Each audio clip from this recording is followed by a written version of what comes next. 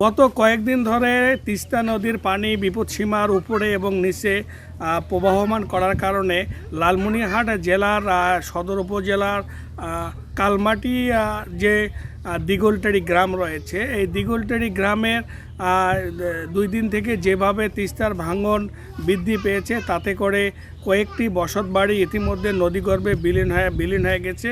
এবং আমি যে এখানে অবস্থান করছি এটি হচ্ছে দিগলটারি গ্রামের বজলা রহমানের বসতবাড়ি। বজলা রহমানের বসতবাড়ির প্রায় অনেক অংশে তিস্তা নদীর গর্ভে এই গত 2 দিন আগে চলে যায়। এর কারণে পরিবারটি নিঃস্ব অবস্থায় বসবাস করছে এবং এই পরিবার যে তাদের যে বসতবাড়ি হারিয়ে তারা এখন বিভিন্ন জায়গায় আশ্রয় নেওয়ার চেষ্টা করছে। তবে তিস্তা যেভাবে ভাঙন দেখা দিয়েছে, তাতে করে এই যে দিগলটারির যে শুধু বজলা রহমানের বসতবাড়ি না, এছাড়াও যে অন্য যে বসতবাড়িগুলো রয়েছে সেখানেও প্রায় ভাঙন দেখা দিয়েছে। তিস্তার ভাঙনের কারণে যে বিলীনের পথে এই দিগলটারি গ্রাম, ইতিপূর্বেও এখানে ভাঙন দেখা দিয়েছিল। তবে বর্তমানে ভাঙন তীব্র হওয়ার কারণে যে বজলা রহমানের বসতবাড়ির প্রায় অর্ধেক অংশেই তিস্তার গর্ভে বিলীন হয়ে গেছে। এছাড়া মানুষের পাট ক্ষেত এবং অন্যান্য যে ফসল রয়েছে, সে সমস্ত যে ফসলি জমিগুলো তিস্তার গর্ভে বিলীন হয়ে যাচ্ছে। তবে দ্রুতভাবে যদি তিস্তার যদি এই কালমাটি গ্রামের যদি এই দিগলটারি গ্রামে জিও ব্যাগের মাধ্যমে যদি কোনো মেরামত কাজ না করা হয়, সেই ক্ষেত্রে দেখা যাবে যে দিগলটারি গ্রামের যে সমস্ত বসতবাড়ি রয়েছে, এই সমস্ত বসতবাড়ি নদীগর্ভে বিলীন হয়ে যাবে। কারণ যে নদীর ভাঙ্গনের যে তীব্র আকার ধারণ করার কারণে এই বসতবাড়ি এবং আবাদি জমিগুলো নদীগর্ভে বিলীন হয়ে যাচ্ছে। এবং এই পরিবারগুলোর যে তারা যে বসতবাড়ি হারিয়ে তারা নিঃস্ব অবস্থা বিরাজ করছে।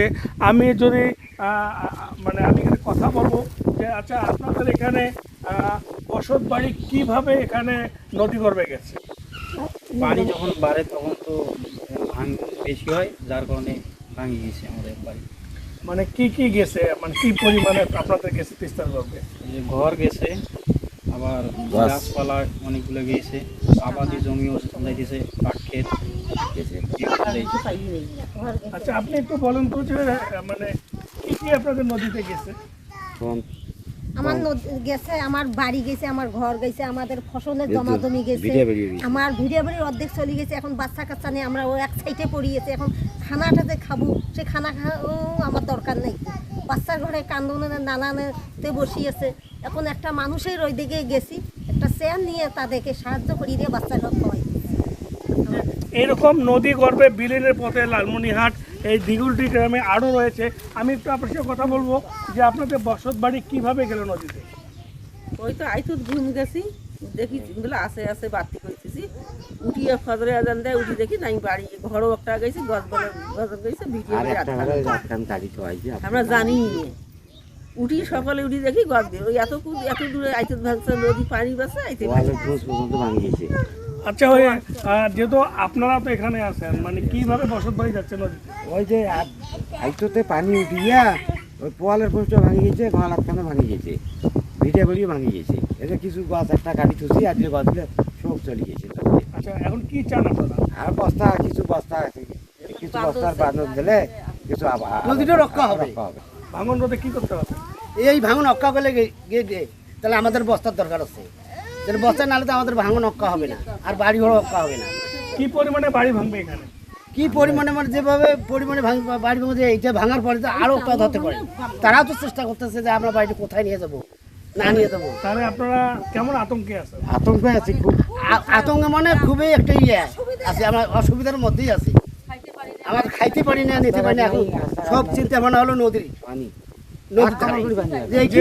যে হারে তিস্তা নদীর পাড়ে এই কালমাটির যে এই অঞ্চলটা, যে দিগলটারি অঞ্চলটা যেভাবে ভাঙন দেখা দিয়েছে, অতি দ্রুত যদি পানি উন্নয়ন বোর্ডের পক্ষ থেকে জিও ব্যাগ দিয়ে যদি ভাঙন রোধ করা না হয়, তাহলে এই ভাঙন তিস্তা নদী ভাঙতে যে এর পাশে রয়েছে চোঙ্গাদারা উচ্চ বিদ্যালয় রয়েছে, সরকারি প্রাথমিক বিদ্যালয় রয়েছে এবং বেশ কয়েকশো বসতবাড়ি রয়েছে। এই সমস্ত বসতবাড়ি তিস্তা গর্ভে যাওয়ার আশঙ্কা করছে এলাকাবাসী এবং তারা আতঙ্কে বিরাজ করছে। প্রতি রাতে তারা এই তিস্তা পাড়ে নদী ভাঙন পরিবারগুলো তারা প্রায় রাত জেগে জেগে তারা পাহারা দিচ্ছে যে কখন কোন দিকে ভেঙে যাচ্ছে তাদের স্বপ্নের বসতবাড়ি, তাদের সর্বশেষ সম্বলটুকু তিস্তার গর্ভে যায়। এই আতঙ্ক বিরাজ করছে লালমনিরহাটের কালমাটি দিগুলটারি অঞ্চলের লোকজন। মিলন পাটোয়ারি, ৭১ টেলিভিশন, তিস্তা, দিগুলটারি, লালমনিরহাট।